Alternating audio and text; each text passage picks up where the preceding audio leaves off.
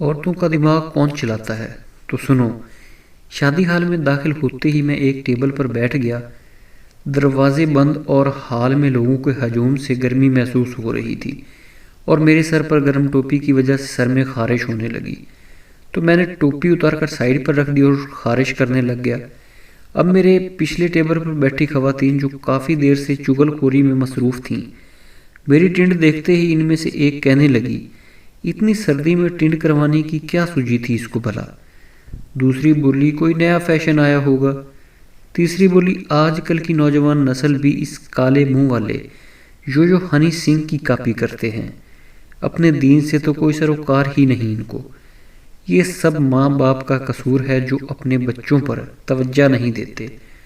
مجھے تو لگتا اس کے سر میں الرجی ہو گئی ہونی، اس وجہ سے ٹنڈ کروا کر پھر رہا ہے بیچارہ۔